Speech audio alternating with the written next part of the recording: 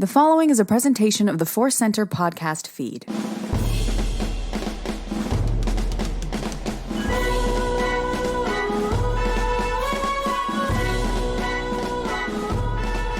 From the center of the galaxy, this is the Force Center podcast feed. I'm Ken Napsuk, and this is Star Wars Ranked. That's right. It's been a while since we've sat down to rank some things in Star Wars, but we're going to do that today. We've got a big one that we kind of didn't do. When I say we, I mean me and my guest, Joseph Scrimshaw. Welcome to the show, buddy. Welcome back to Rankin'. I am happy to be in the Rankin' saddle. This is a fun one. We are ranking our favorite Rogue One moments. Now, looking back in the archives, you and I never did this. I did this on a Spotlight Star Wars episode with Mark Riley, which helped kind of launch the idea of doing the Star Wars Rank show. It's been so long, I don't remember what I said on that show, but we spent so many years talking about it. We figured now's the time with Andor around the corner. Season of Andor here. A lot of people are thinking about Rogue One, talking about Rogue One and mentioning Rogue One. So we're going to go back and discuss our favorite moments from an overview kind of perspective. Joseph, what does that make you think? Rogue One, favorite moments. Where does your heart go? I think my heart goes to how beloved this movie is and how much people have different kind of perspectives of it. A ton of people I know, it's their favorite Star Wars film. I saw one tweet come by. It's like, you know what? Rogue One is underrated. Somebody it's like, really? I don't think so. I think people really love Rogue One, and I think it's going to be even more examined, thought about, discussed, loved as Cassian Andor drives even more interest in it. Absolutely. As Cassian Andor goes straight into Rogue One over the next couple of years, we're going to be going back to this movie a lot. And yeah, and I think at a time, for maybe a certain period, it was underrated. I would never call it overrated, but it's rated. It's there. Yeah. It's on the hearts and minds of a lot of folks. Yeah, I always think of it as the safest Star Wars movie to bring up at a general party. That's a great way to look at it. So before we get into our honorable mentions, I'll just say this. Over the last few years, you and I both discussed a lot of moments in this film that we love, big and small.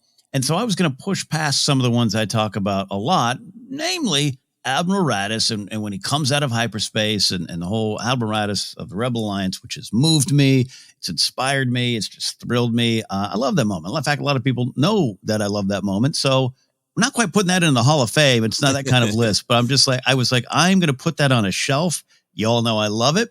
You all know it's important to me. But I'm going to find some other moments today. So was there anything like that, Joseph, where you're like, I know I've discussed this and I want to go another way? Yeah, I think there's some kind of moments of just charm and whimsy that I love. I love the comedy of when Jin spins and shoots the droid that looks exactly like K2SO, and K2SO says, "Did you know that wasn't me?" Mm-hmm. You pointed him out to me initially, but then I fell in love of the character Tenzigo Weems in his big knees up run to alert Mon Mothma. So there's some of the kind of really fun, charming moments that I wanted to include. But in this list, I really found myself gravitating to kind of some of the bigger moments, the deeper moments, the really meaningful moments. Yeah. And the other thing was, too, I was going to put together a list that was maybe not just smaller, but moments like I love the Blue Squadron. There's that moment where they fly and they kind of all 5 ships dip down and up, and it's total Star Wars action. I love that moment. So that's I mention it now because I was going to put on the list, and then my heart went bigger, and I want to acknowledge that as well. So, we're good. Yeah, bigger, like K2SO's ego at a time, but not all the time. All right. Before we dive in, let you all know that if you'd like to get a free audiobook on us, you can do so by going to audibletrial.com/forcecenter. audibletrial.com/forcecenter. Get a free audiobook. Go back in the catalog. Rebel Rising by Beth Ravis, which is a great companion piece to this movie. All right, we're going to work our way 5 to 1, beginning with Joseph's number 5. What do you have for your favorite moments in Rogue One? This is one of those that just for me had to be where the conversation started for my number 5, because it is one of my absolute favorite moments in Rogue One, and it is one that I think is going to get examined and discussed a lot because it's a big Cassian Andor moment. It is what I'm calling Cassian Andor's 6 years old speech. I wrote down the whole thing because I just love it so much. He's in this fight where Jyn is accusing him of, truthfully, she has deciphered that he had orders to just kill Galen instead of try to bring him back to testify before the Senate about the Death Star. And in that whole situation speaks to one of the great conflicts of Rogue One is not just stopping the Empire, but that the sort of the fear and the paranoia and the horror of constantly being at war is starting to seep into the rebellion and rob them of any hope, right? But we, the audience, know that Cassian did make the better choice, but we're also kind of on Jyn's side because, like, you lied to her. So it's in this great moment of emotional tension of who really cares, who's really hanging on to hope, all these things. And Cassian turns around and gives this great speech of, we don't all have the luxury of deciding when and where we want to care about something. Suddenly the rebellion is real for you. Some of us live it. I've been in this fight since I was 6 years old. You're not the only one who lost everything. Some of us just decided to do something about it. If there was never an Andor television show, or I saw Andor, the television show, and my mind was wiped, I would still love this speech. But it has extra power now that the show is coming out, because you can see the beats of the show that we already know about before even seeing it. This idea that Cassian was not given a choice, that the horrors of the Empire came to him, which I've always found powerful, because I think that Rogue One is a movie where some of the real world analogy of Star Wars politics is on the surface. And I think it's powerful to say, like, yes, there are some people who get treated differently, and horror comes to them because of where they live, because of their financial status, because of their culture, right? And you don't have the luxury of saying, I'm not really a political person. It's not politics. A horror came to me, and then it affected my entire life. And then I had to decide how I was going to respond to it. So it's really, it's politically rich. It's a log line for the upcoming show.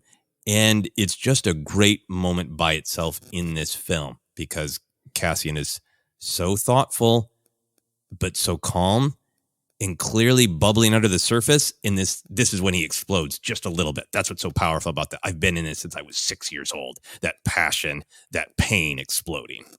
Yeah, there's so much story behind this moment, right? There's so much story going into the speech, and you're right. It without a show, without a book, without the Rogue One adaptation, which is great, about Alexander Freed, and goes into a lot of the stuff. There's a lot more Cassian information in there, but at the end of the day, it's just wonderful bits of information that just fuel the fire of this speech.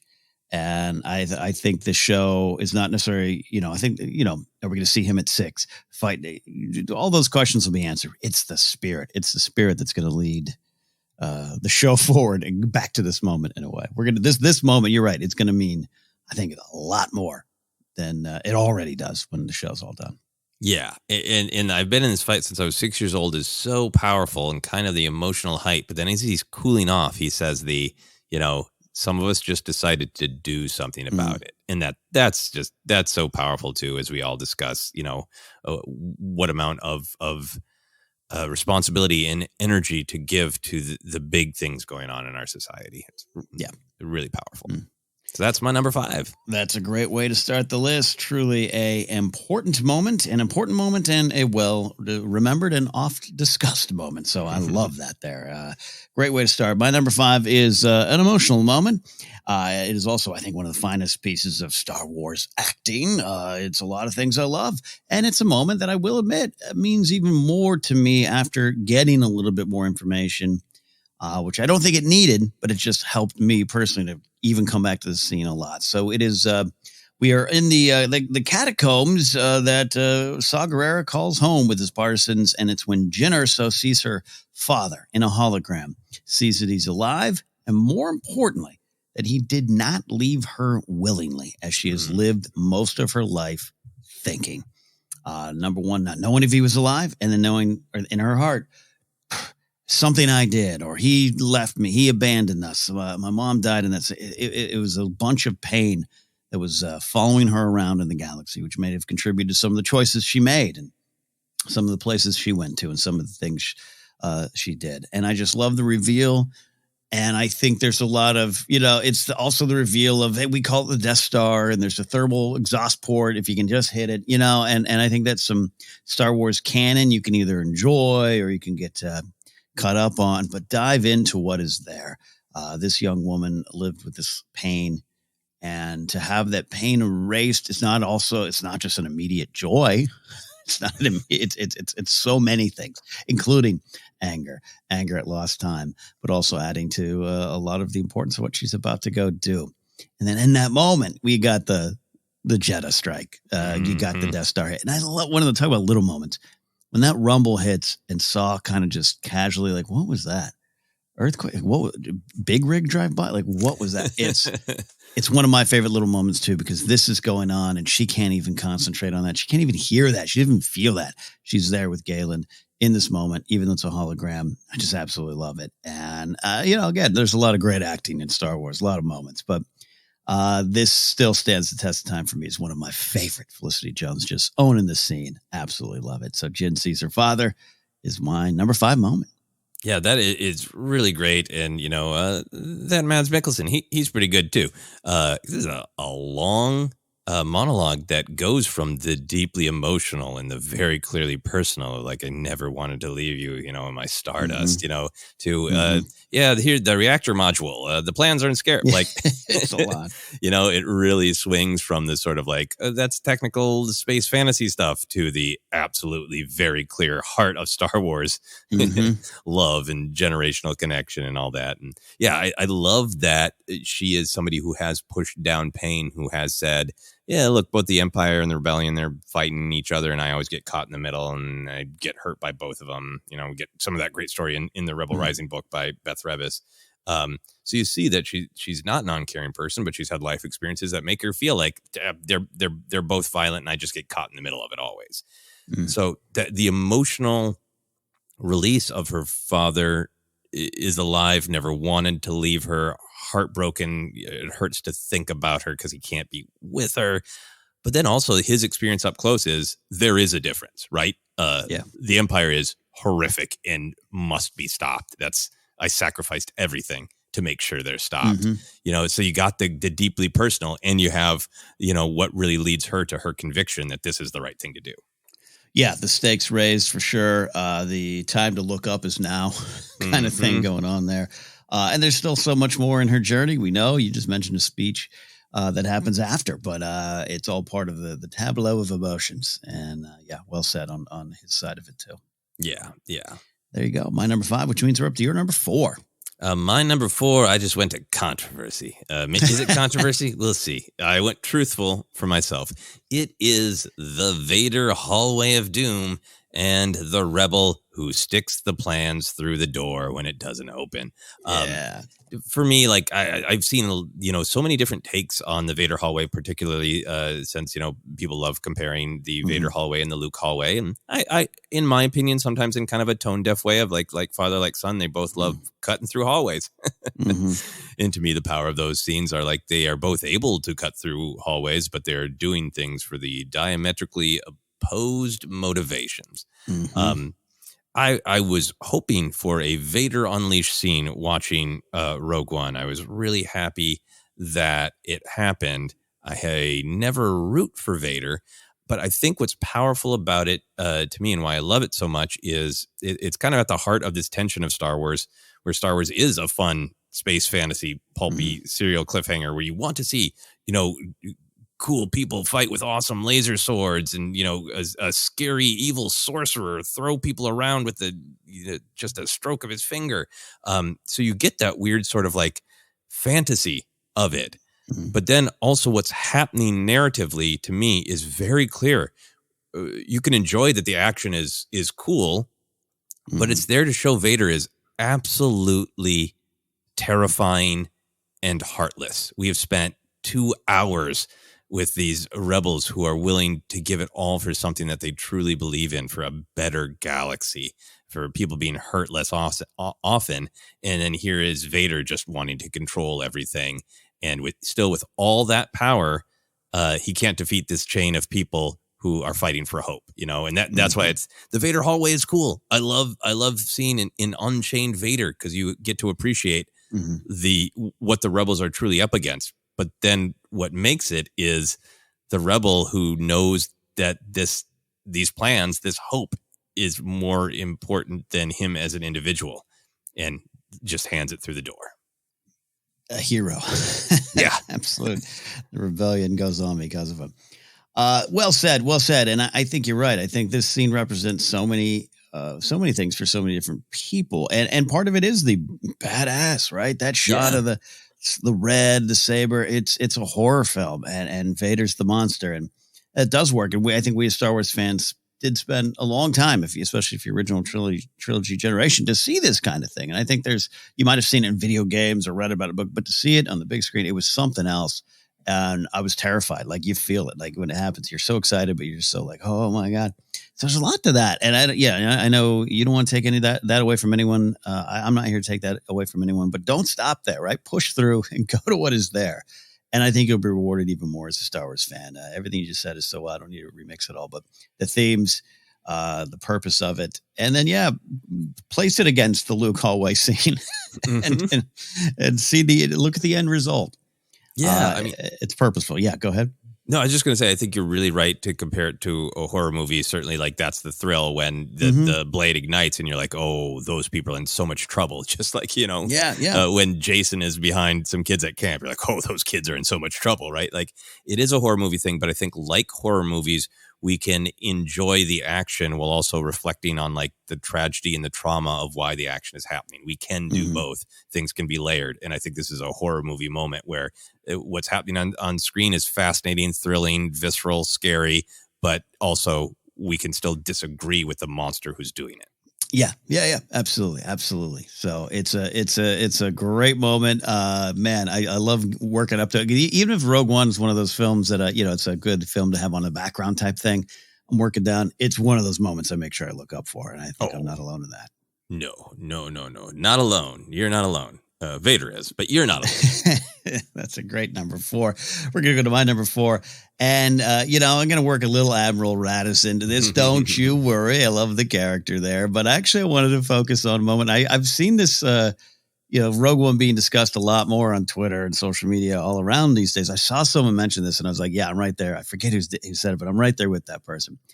So Admiral Radice, that flipper's been placed down. He says it's time to fight. Rogue One's calling for help. Gondor calls for aid. And Admiral Radice has left. He's gone. And that moment you talked about with Weebs running up, so great. But that Mon Mothma smile, it's everything. It's everything. Genevieve O'Reilly's so great. I cannot wait to spend more time with that character. I think it ties to even the image of Mothma in Return of the Jedi, which is somber and stoic and in control, but handling a lot of things and a lot of emotions, and a lot of burdens are on her shoulders. So that's that Mothma to me, who just has that moment of that smile. Not that she's rooting for war. Mothma's not necessarily. She's someone who believes war should be a temporary situation between peace. Periods of peace. It's something that's big with her, and we know after the Galactic Civil War, she's going to, have a little bit of a let's stand down. We've got what we want type of thing. There's a lot of layers to Mothma, but there's just something about now is the time, and going through that meeting that didn't go well for anybody, and everyone's upset, and Radice just being like, flippers aren't even down. They're on the go. We're going to go fight because it's time. And her smiling. I just love everything about it. I also love, I don't think Radice's canon first name has been revealed, but I love that in her head, she's just like, oh, Ted, he did it. Ted Radice. He did it. Thanks, Ted. Yeah. I mean, we know her perspective, right? Because we have that great moment where she's like, whatever the rest of the council says, the war is coming, your friend, the Jedi. Yeah. Which ties to Vader too, of like seeing Vader stalk the hallways. It reminds you of like, yeah, they need all the help they can get, including Jedi. Anyway, to back to your moment, is so good. I just love to picture that Mothma agrees with Jen, right? And Yeah. she thinks this is the time to act, but she knows this alliance is going to fall apart if she starts acting like Palpatine and just says, I don't care what everybody voted. It's the right thing. We're doing it. And I think that smile is like, thank you, Radice, for taking this off of me because it needed to happen. But the alliance would crumble if I forced it. You were in a position to force it. Thank you for doing that. I love that take on that. That's a big kind of relief. Kind of like, not that she's like, I've been done all the work, but just like, I have to be mindful of how I approach this. That's part of my duty. And he can just flip her down. We're going to go fight. Flip her down. Love the flip her down. And now I need him to play GoldenEye. Slappers only. Flappers only. Flippers only. Flippers only. Flappers only. Oh, that is great. Love it. That is a great insight into my moment. But that's just my number 4. So what is your number 3? My number 3 is jumping back to your number 5 in some ways. I pinned it all as the destruction of Jeddah City. There are 2 contrasting moments that I really love. I mean, the whole thing that it is happening as the Hollow is going on. But the moments that I gravitate in that are Krennic's "Oh, It's Beautiful," which has just been growing in, a beloved Star Wars phrase, right? A GIF, a response to other things that have nothing to do with Star Wars. But, it really speaks to Krennic's obsession with he just needs to deliver this project, right?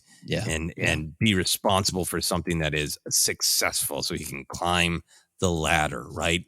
And to look at that just horrific destruction and go, oh, it's beautiful, tells you everything about that character. It's charming. He's now a villain that you really, really love to hate. And then to be able, it would be one thing if you just saw that side of it, but then to also go back and see, the devastation that it's wreaking. So, oh, it's beautiful. Combined to me with Saw Gerrera's final moments the save the rebellion, save the dream, right? I appreciate more and more, like I said, about that Rogue One is about how the rebellion might fall to its own fear and paranoia, and this is how it gets back to hope, right? And Saw has gone through that journey. I love that he is a Vader-like figure. His fight for a good cause has taken there's not much of him left. And his final moment is a moment of hope where, like, I've reconnected with this kind of next generation figure, this daughter figure. I see that she is moved. I see that the heart of the rebellion is in her. So I feel ready to give up my part of this battle. To me, save the rebellion, save the dream. We can kind of poke fun at it. It's beautifully over the top, but the heart of it is I can get off this carousel of pain because I trust that the baton has been passed. Yeah, him pulling the little hose out of his gear is just one of my favorite little moments too. I don't need this artificialness anymore. I don't need this wound anymore. Yeah. And then when you start exploring that character more, you and I both love Saw. So do so many people. The loss of Steela, the years of fighting, the paranoia setting in, and everything going on. Yeah, there's so much in that moment. As far as the Krennic moment, it is wonderful and in its own horrible way. And I remember seeing it the first time, and I actually had that thought too. It's like, oh, that looks great. Oh wait, nope. But for him to not know that difference, to just focus on it from a distance, he's so far removed, and it's all about his climb to the top, this obsession that will kill him. There's a lot of lessons in that too. And as far as just great little moments, gifable moments, it's a legend one. Yeah. Oh, it's beautiful. The thing that is going to end my life in a few days. Yep. So that's my number 3, the fun, bouncy destruction of Jeddah City. I love that. Great one there. My number 3 is real simple. And this one, I don't know. It's always, I've liked it. But I remember there's something about we're going to the speech moment on the Masasi Temple in Yavin 4 there. All right. So Jin gives the speech. There's some great moments in there where you and I have talked about for years, from the humorous, what is she proposing, to just the importance of some of the lessons we need to take from the reactions people have. But it doesn't go away. And the meeting's short. In the book, it tells you it took a couple hours and something, but that's fine. We don't need a couple hour meeting in a movie, but it just the beat happens fast. And I remember initially not having a super positive reaction to suddenly everyone there is waiting for her on the outside. And I can't go, I'm trying to go back in my mind and remember why I didn't like that as much. Now it's one of my favorite moments. Now I just love it. And I love Baze Malbus's, how many do you need? And he just got to that point. I just love everything about it. And Cassian standing there, and talk about moments that are going to mean even more once we get more of the picture. Cassian standing there because all the horrible things I've done have to mean something. They have to have been for something this big. All the little things along the way, which include, I'm sure, some victories, all lead to this moment. And I think that this is going to be one of those relived moments. So I just love it, as I think Star Wars, the community of Star Wars, becomes more important to me since 2016 to now. The choices that we make and the lessons Star Wars has for that. This is Jyn tries to make not only the pitch, but tries to make this choice, right? She's looking up. Mm-hmm. And this is the hero moment. I've looked, and I have this thing where I know I've talked about it, but like the Rebel Alliance we grew up with, they're the good guys. They made the choice. It's an easy, yes, you get in your vehicles and you go take out the bad vehicles. And that Star Wars in the modern era has taken a deeper dive into how they got to that choice is tremendously valuable. And this is that moment. This should be, yay, this is King Theoden. Your hearts will rattle like this is a speech. No, they reject her. They reject her. And for her to come out and to find all of them waiting just means more for me in this day and age than it did in 2016. And so that's why I love it. That's my number 3. Yeah, no, I think very well said. She encounters a lot of fear and a lot of denial in that meeting, right? Mm-hmm. And a lot of, I think, this true thing that happens when people are trying to endure bad circumstances, right? That they keep going like, okay, well, we can endure a little bit more and endure a little bit more. And I think the story of Rogue One is like a fully armed and operational Death Star. We can't endure that this is our moment to strike, and we're not going to have an opportunity like this again, possibly. Like this is the moment. And then I think just the actual, it definitely is like, it feels very mythic. That I'm maybe a little verging on the danger of after school special of like, but her friends showed up to help. Like, but that's the story we're telling. I think, Cassian's the one who teaches Jyn that rebellions are built on hope. We don't have a good chance at any of this. This is all a desperate thing to desperately try to make a difference. And she learns that lesson. And then Cassian is, saying, I see that we're on the same page and I'm here with you. And it's that there's a baton of hope, and this one's a circle of hope. Baton of hope. A Star Wars story. That's my number 3. Means we're up to your number 2. My number 2, we are jumping to Radice.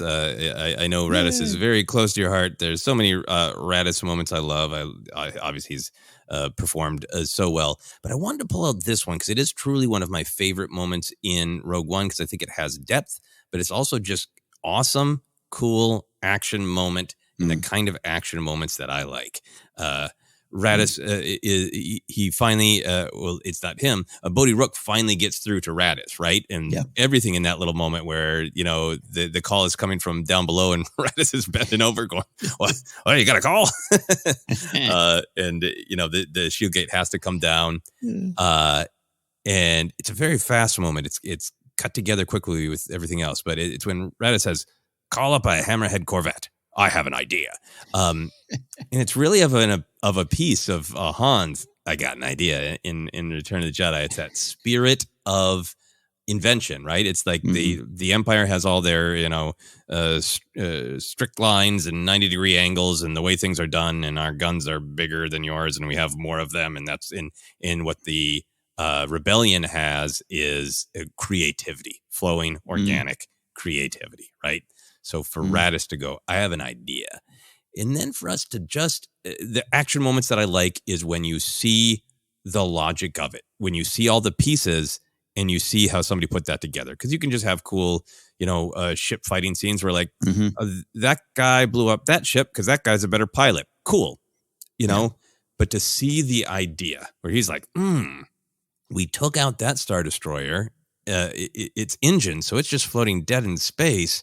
And we got this Hammerhead Corvette, which can push things. And if I push that into that, like he Rube Goldberg's the Empire into losing, right? He mousetraps them to death, and you can see the idea and you can see the logic of it. And I love big, cool action moments where you can see the logic of it, so you can appreciate how clever someone in that stressful situation was to see these pieces and put them together in a way that people wouldn't expect. So that's it's not only him, Radice, saying I have an idea. It is the ship, the light maker pushing the persecutor into the intimidator. Yeah. The actual names of those ships. Yeah, man, there's so much, because this also begins some of the stuff I just love. I've talked about it recently on a Force Center episode of just the music and the somberness sets in, the sacrifice, but it's this great moment of victory in the battle, within the battle, right? And I like your story. It's like, I have an idea. Like, it's awesome. You don't really hear that a lot. And I just remember when it happens, like, I couldn't believe I was seeing a Star Destroyer being pushed on a Star Destroyer on screen. There was just something about this whole sequence, and it begins with what you're talking about. It begins with even you're kind of like, well, what's your idea? Oh, bleep. Like, you're doing that. So I love that. It also represents a weird thing of the time, to go back to the day. Why I also love anytime I watch this, I can't help but think of this. The Leia Princess on Lothal episode of Rebels had aired already, and it was when teenage Leia shows up. I have that figure on my wall. It's a great little design. She's about 16, and she delivers Hammerhead Corvettes to the rebellion. And it was an episode that people did the old filler criticisms. Filler.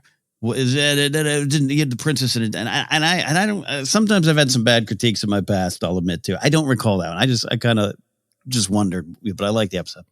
And when this happened, like, some of the writers of Rebels tweeted out, "Not so much filler now, huh?" And I just absolutely love that. And I can't help but think about that. Just wait for the bigger picture, and even if it doesn't connect in canonically, or it's not it's an Easter egg, but just the themes and why everything is important in that emotional canon. So think about all that. It's a great moment. That is a great reason to celebrate the light maker's victory in this. I also love it just because it feels like the kind of mission I would have been given in, like, the old Rogue Squadron video game. So it's like, love it. So that's my number 2. It really does. Great number 2. Great number 2. We're going to go to my number 2 and bring out some tissues. I'm going to start crying. All right, I mentioned him earlier. K2SO, man.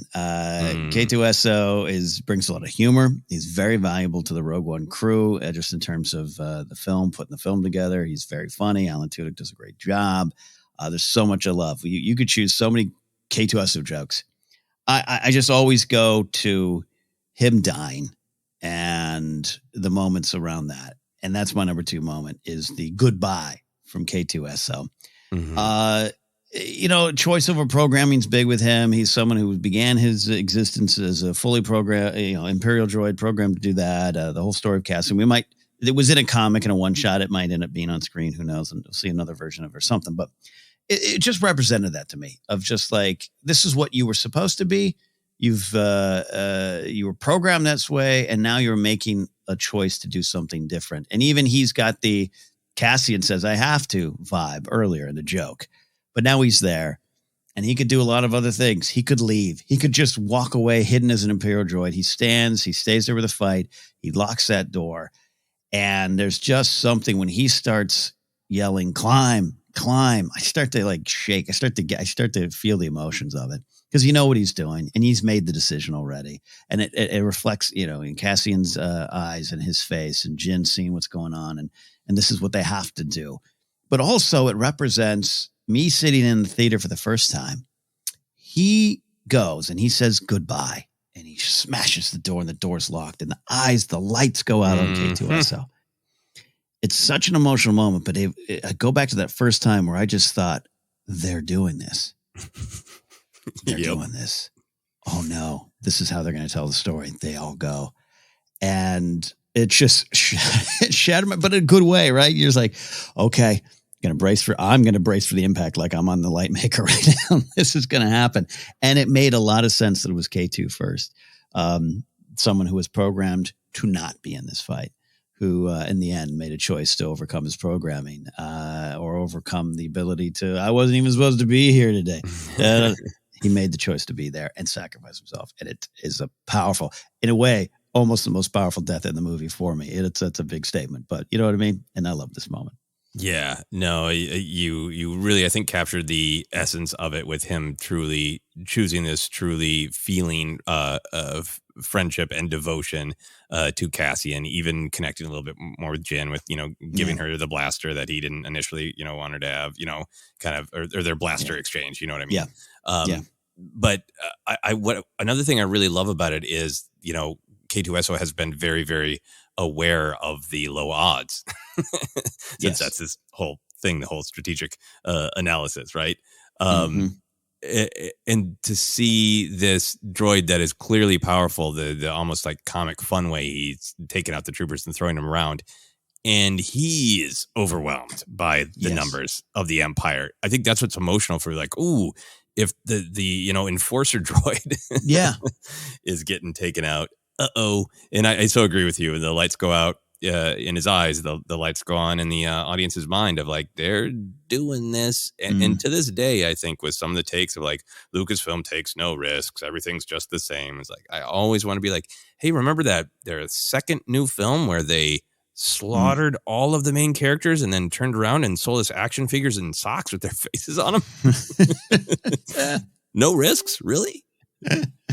Absolutely. So well said. So well said. Oh, I love it. And it's just sad. It's emotional. It pulls you in. It pulls you in. Yep. 4K2. All right. Well, that is why number 2. We've got your number 2, which means we're going to take a quick break. We're going to come back with some honorable mentions, but we're going to make note here. Only some, because we figured we need to really stop with our 19 honorable mentions. So stick around. Our number 1 choices are on the way. We're looking at our favorite Rogue One moments here on Star Wars Ranked.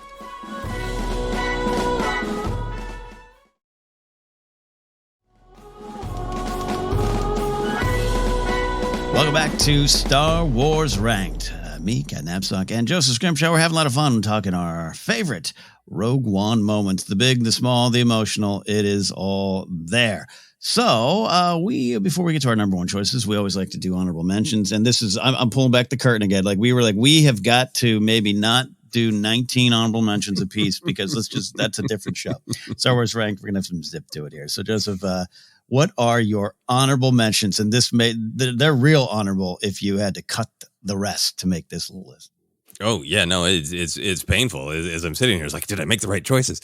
I held myself to 2. One of them is one that I have talked about a lot, but it is one of my favorite moments. I can't not include it. It's Senator Noah Jabel saying a Death Star. This is nonsense. There are a couple key senators who are just, throwing cold water on every important thing that Jen is saying, right? But that's the one, man. Senator Noah Jabel is just kind of like whiny and blah, blah, blah, blah, blah. I know what I'm talking about. Nobody else does. But clearly, from the audience's perspective, being wrong. But a Death Star, this is nonsense. In some ways, it's the it's like the old kind of like playground joke about like, hey, that's like a government, funded project, and they just straight up called it the Death Star. Like, what's the public relations behind that, Palpatine? So that he's almost making that old joke of a Death Star. Come on, what is that even? But more than anything, it's about that. Like, it is a horror too big to accept, so you deny it. And that's what it's about for me. Yeah. And then, do you want me to plow on, or do you have some Noah Jabel thoughts? No, I love it. And I love how you love it too. Like, it's you and I have been podcasting together so much. Like, we kind of pick up on each other's moments, and you see it. And I've started to love that moment even more because hearing you talk about it again, because it has comedy, it has meaning. It's a little meta. You're right. But it also is very much what is going on in the scene. It absolutely is. And talking about pulling back the curtain, if anybody can hear knocking in the background, there's some plumbing issues in my apartment. Nora Jabel is not at my door to fight me. But if you hear knocking in the background, I apologize. Absolutely nothing I can do about it. Star Wars has taught me to accept the things I cannot control. And the plumbing being whacked behind me as I podcast, I cannot control in this moment. There you go. All right. Just sounds like the Empire knocking at your door. I know, it's kind of scaring me. Like, what if it's somebody who disagrees with my Star Wars opinions? Oh, no. Always okay to disagree with my Star Wars opinions. Here's my second and final honorable mention. I do love the character, so I wanted to be sure to include him. Chirrut Îmwe. And this is, one of the... there's so much to love about Rogue One. The great messages and ideas of hope. It is a little bit more gritty. It is a little bit more grounded. But it's also just got some really fun, really cool action moments. And I do love Chirrut clearly listening in a sort of a Daredevil, Marvel Daredevil kind of way of kind of knowing where the troopers are, knowing their tactics, and just kind of gleefully taking them down. And then after that incredibly impressive takedown, about to be utterly overwhelmed and saved by his friend Baze. Yeah, it's so good. So emotional. Yeah. And you're set up because you're already starting to cry. K2's got you crying, and then this is starting to happen. And you're like, nah, I just got to know you all. So those are my honorable mentions. All right, real quickly. Good job at only two. I mentioned it before, but I got to put it in here. It's the whole Blue Squadron sequence where they take out the ACT, the AT-ACT. And it's just so good because it was a trailer moment. So you kind of knew it was coming. We saw, the Walker was coming through and we knew that was going to happen. And then the X-Wing comes in and saves the day. So it's one of those things where we're like, okay, I think it's coming. But then it happens. They take it out and they're just the joy on General Merrick's face. The joy felt in that moment. It is a little bit of relief in this horror that is happening. And just, again, there's that scene. I think y'all know what I'm talking about if you watch Rogue One enough. They take that and then Blue Squadron just does this little dip and rise. It's this little swoop that is you in your backyard with a plastic Y-wing. It is just there, and I love it. And it's just Star Wars at its Star Warsy best, and it's one of my favorites. Yeah, well, it's that moment there where those people on the ground realize they're not alone. We know that Radice put the flipper down, right, and went for it. And that great cheer, love it. Yeah, and you can hear in the sound in the back. They're building walkers in Joseph's apartment. It's great. It's great. No, it's all good. I apologize. At any given point, you'll have a rabid chihuahua barking in my office here, so it's all good. My other moment here is it's a big one, and I think you and I could have easily have put this on each of our lists here, but I'm going with Leia at the end, and Leia saying hope. And here's the thing. Do I hope that one day maybe they do an updated version on how it looks, everything? I just had that conversation with a friend of mine, Owen, off air.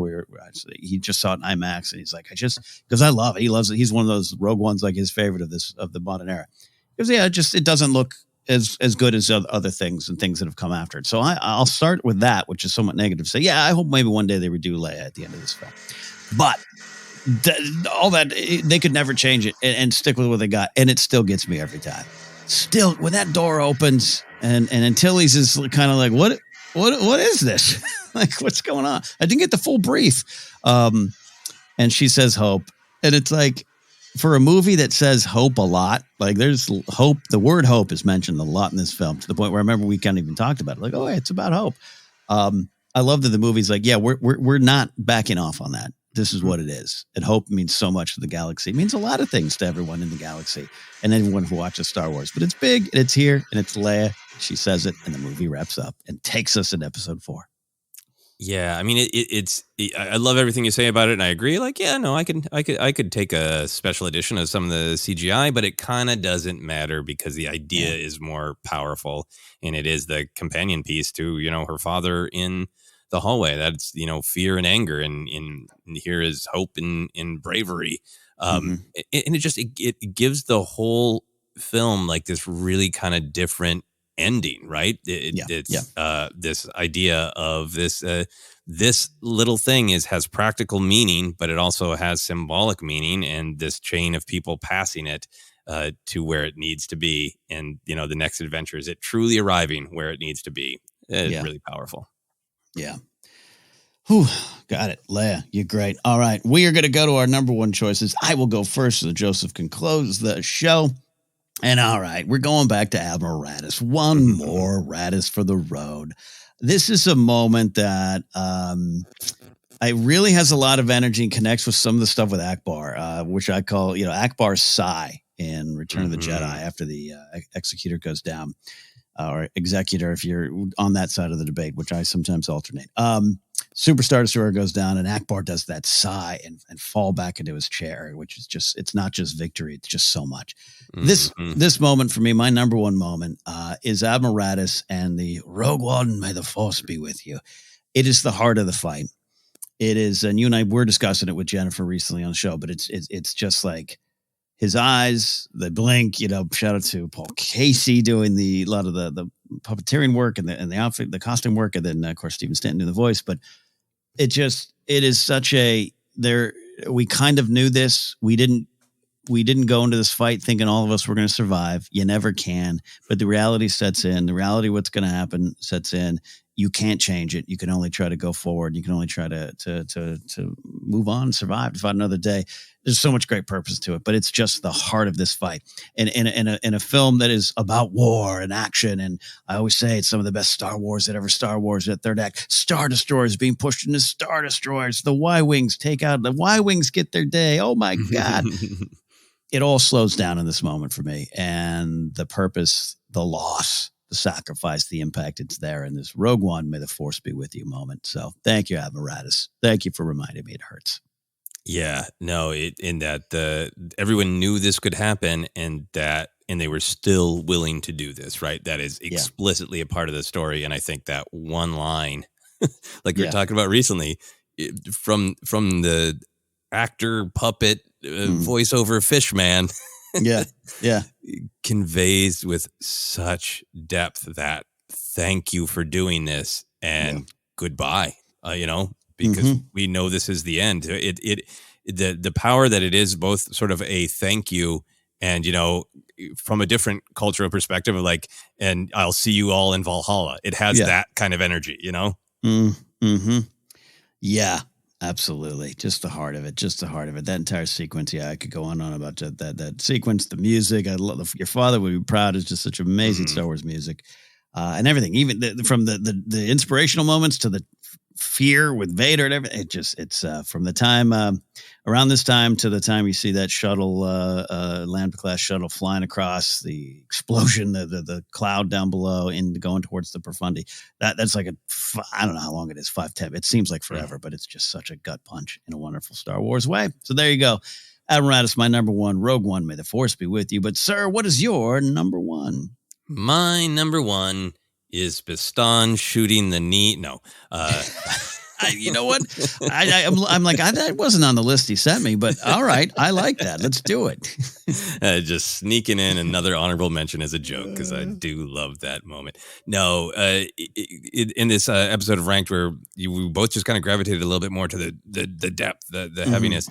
A moment that's really been resonating with me on recent rewatches is Jyn and Krennic meet. Right up there at the end of this battle, at the top of this tower, and Krennic's first question is just, "Who are you? Who is this nothing that has caused me so much unbelievable problems? Who has risked everything that I've fought for and worked for and deserve?" And he's so petulant, and she is so centered, right? In her great line. You know who I am.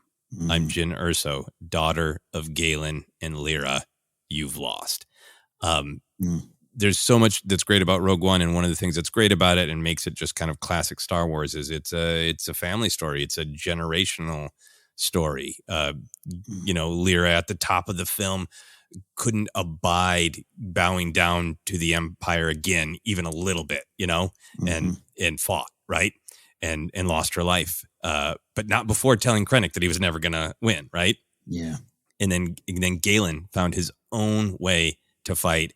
And here is Jyn, who has taken up the mission the perspective, the heart of both of her parents, is clear-eyed about it and can spit it back in the face of this tiny, pathetic man who has made all this trauma for her family, and say, I'm Jyn Erso, I'm your worst nightmare.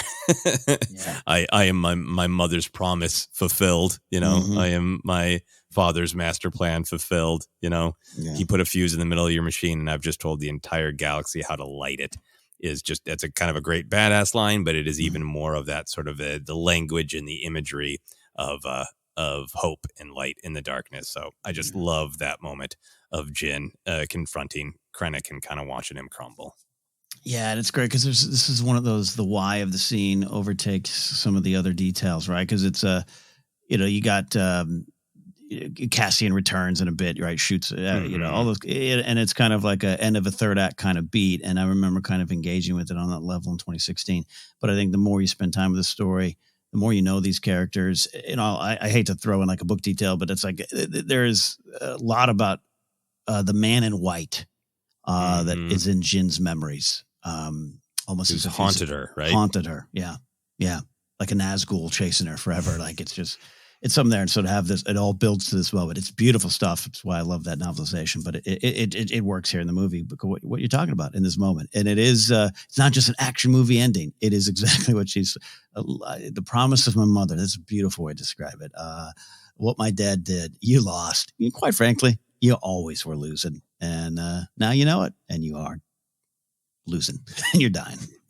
And you're done. Yeah, no, and there have been times where I'm like, would that have been cooler if there's like, a little bit of an actual fight between them? And now I am truly at that point of like, no, the fight's already been won. It's her persistence is her persistence, her connection to others, her willingness to have the fight, her clarity on who she is and what she wants. That's the fight, and she won. Yeah, she won indeed. Yeah. So that's my number one moment from Rogue One. Jyn and Krennic meet. Oh, you know what? I just watched this movie yesterday, but I think over lunch I'll be watching it again and getting ready for Andor. A lot of fun to dive on into this with you, sir. Thank you for your list. Now I'll just broadcast my honorable mentions to myself. I'll just go into, a closet and just scream at a wall. And this moment, and this moment, and this moment. So much in it there. What are your moments? We want to know. You can reach out. Use the hashtag Star Wars Ranked. You can find us on Twitter at Force Center Pod. We're on Instagram and YouTube as well. Don't forget, you can get merch at tpublic.com/user/Force Center. At the time of this recording, I'm also going to go over to our friend Brian Ward's page because he just put up a new Mothma shirt that I'm definitely going to have to add to my collection. So go to TeePublic for that as well. Shout out to Brian. You can find our podcast, a lot of spots, going to Apple Podcasts and Google Podcasts. Hey, if you're on Apple Podcasts, give us a rating and review. It really helps the show. You can support us directly at patreon.com/Force Center. You can follow me at Cadnapsock or go to my website, cadnapsock.com, for more information like things I do like Casterly Talk, talking about Rings of Power, or House of the Dragon, and stand-up comedy dates, adding those soon to make it official, but I'll be in New York and Seattle in October doing stand-up comedy with headliner Mark Ellis. Joseph, where can they find you? Yeah, you can find me on all the social media, Twitter, Instagram, TikTok is at Joseph Scrimshaw, and you can check out my website, josephscrimshaw.com, for comedy albums, a book I wrote, and if you are willing and able, if you want to check out my personal YouTube page, just go to YouTube and Google Joseph Scrimshaw. I got some comedy clips, some stand-up comedy clips. I got some old audio episodes of my podcast, Obsessed. It would really help me out a lot if you would give that a subscribe and watch some stuff if you have the time and inclination. For now, for myself, Ken, I think I'm going to go ask the plumber what his or her or their favorite Star Wars Rogue One moments are. Hey, I love that. You and I have similar kind of living rooms. I've had a lot of like plumbers and house guys come in and be like, Star Wars, huh? Yep. Star Wars. Let's talk about it. So there you go. All right. There you go, everybody. That is it for today. We've taken a look at Rogue One. Star Wars has been ranked.